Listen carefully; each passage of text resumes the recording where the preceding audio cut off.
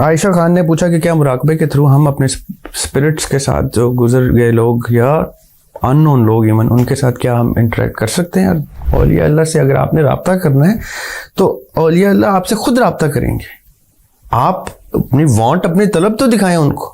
اب سوال آتا ہے کہ پاسٹ پریزنٹ فیوچر یہ کہاں ہے؟ تو yes they are in dimensions. Past still exists in a dimension of on the pass way of time.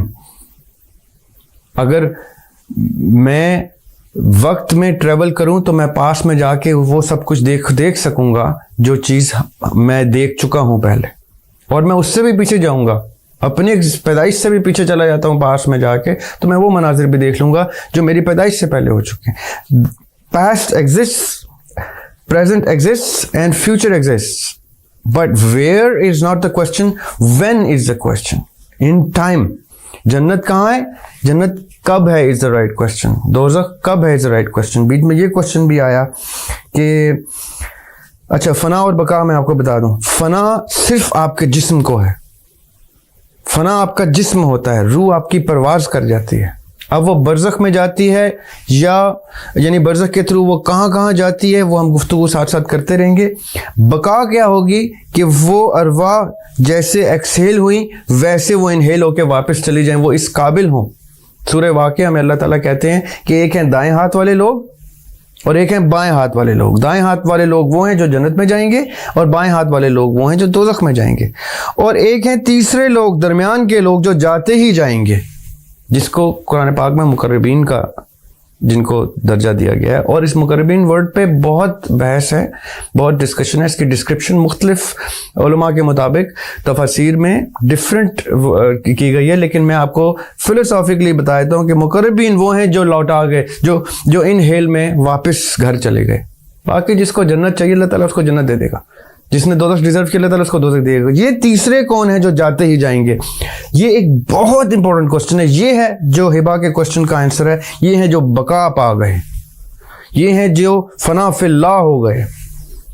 جو تصوف میں فنا فی اللہ کا کانسیپٹ ہے, یہ ہے جو فنا فی اللہ ہو گئے, جو اللہ تعالیٰ نے واپس ایکسیپٹ کر لیے, جو اتنے خوبصورت لوگ تھے, جو اتنے جینوئن لوگ تھے, جن ارواح نے اپنا نہ صرف وعدہ یاد کیا, اپنے قسمیں, اپنے ارادے, اپنے کمٹمنٹس یاد کی, بلکہ اس کے اوپر پورا اترے اور سرخرو ہوئے. یہ وہ لوگ ہیں جو واپس انہیل ہوئے. Okay, let's move to the next question, جس میں عائشہ خان نے پوچھا کہ کیا مراقبے کے تھرو ہم اپنے اسپرٹس کے ساتھ جو گزر گئے لوگ یا ان نون لوگ ایون ان کے ساتھ کیا ہم انٹریکٹ کر سکتے ہیں؟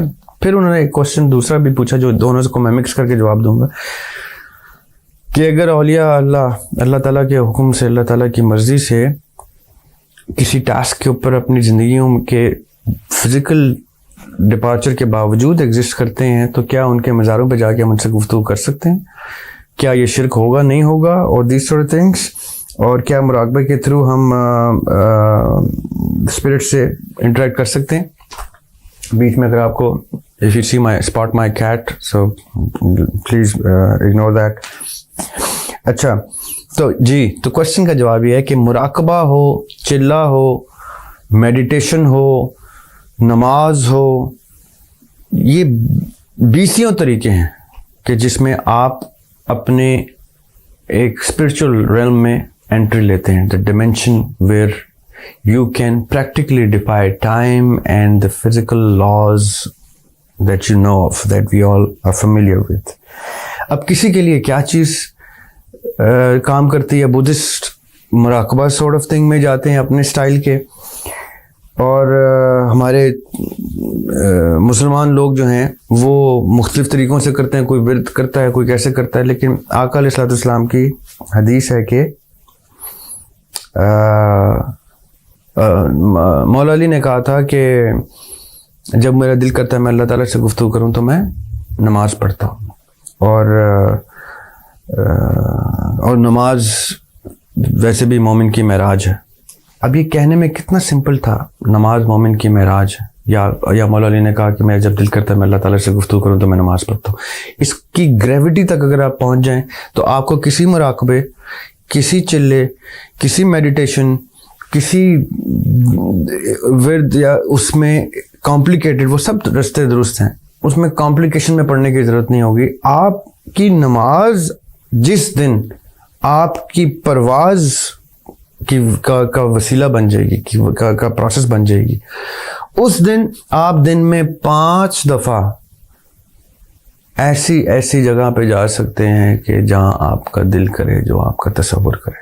بٹ اب ڈیپینڈ کرتا ہے کہ کسی شخص کو وہ نماز میں ملے تو کیسے ملے یہ چیز. بڑے لوگ نماز میں ڈیلی بیسس پہ ٹریول کرتے تھے, کر گئے, پریکٹیکلی بتا گئے کہ نماز واقعی مومن کی معراج. So yes, the answer is yes. And the second part of your question, اولیاء اللہ, دیکھیں کوئی بھی چیز, یہ اب میں آپ کو اپنی ذاتی opinion دے رہا ہوں, کوئی بھی پریکٹس جو آقا علیہ السلام کی سنت سے میچ نہ کرے.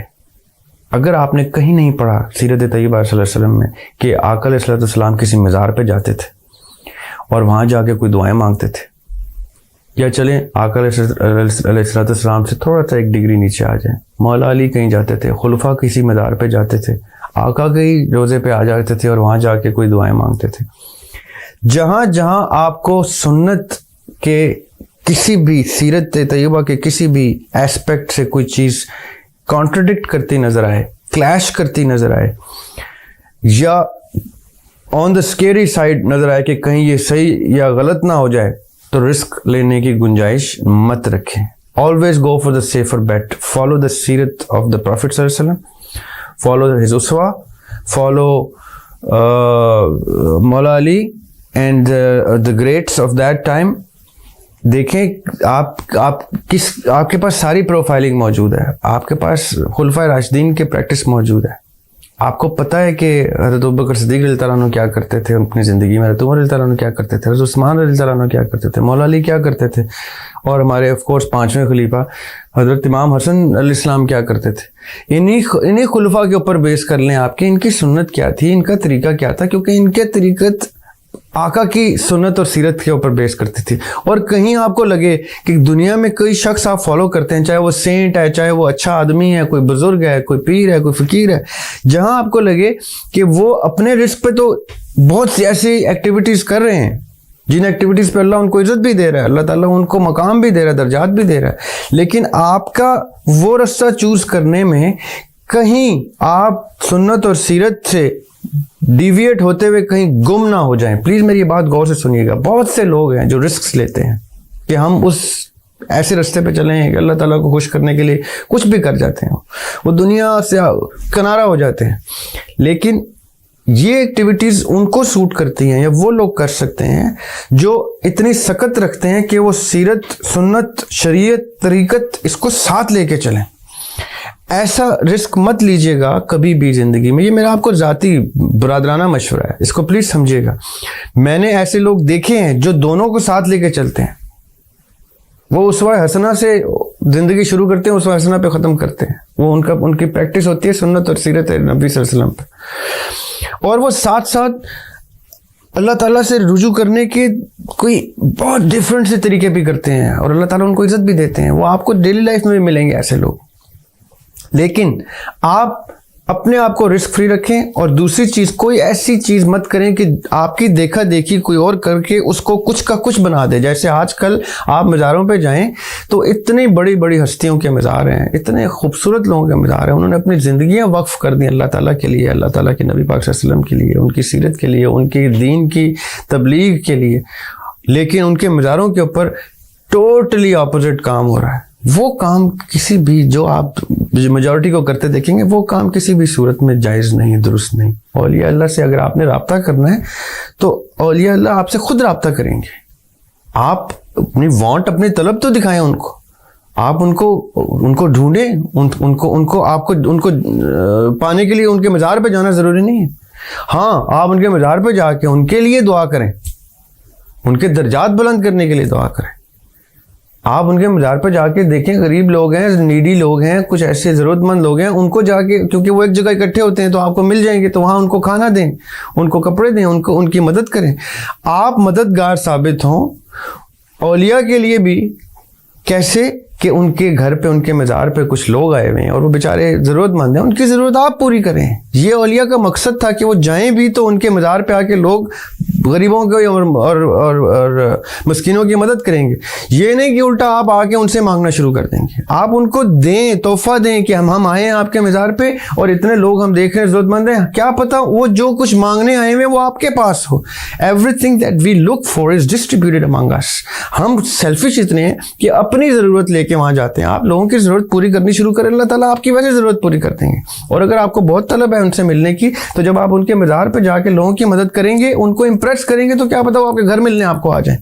ان کو کچھ چیز روک نہیں سکتی. وہ اس لیول کے لوگ ہوتے ہیں کہ وہ آپ کے خواب میں آ جائیں گے, آپ کے ویژن میں آ جائیں گے. کیا پتہ آپ کے سامنے کسی فزیکل سٹیٹ میں وہ آ جائیں. اللہ تعالیٰ کسی بھی چیز پہ قادر ہے, کسی وقت پہ کسی شخص کو کوئی بھی اختیار دے سکتا ہے. وہ اللہ تعالیٰ کے پاس کوئی کسی چیز کی کمی نہیں ہے. لیکن ہم لوگ کیا کرتے ہیں, ہم لوگ کوئی ریچول بنا لیتے ہیں, ہر چیز کا ریچول بن جاتا ہے. یہاں تو کوئی ایک عام پولیٹیشین مرتا ہے تو اس کا مزار بن جاتا ہے اور ادھر وہ لوگ دھاگے باندھنا شروع کر دیتے ہیں.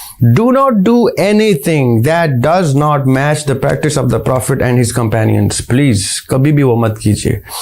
ہاں, جو میں نے گفتگو کی, مزار پہ جائیں, ان کے درجات بلند کرنے کے لیے دعا کریں, ان کے آئے ہوئے لوگوں کو ان کی مدد کریں, ان سے پوچھیں کیا تمہارے کیا مسائل ہیں. کیا پتہ کسی کا نوکری کا مسئلہ ہے اور آپ کے پاس اس کا حل ہے.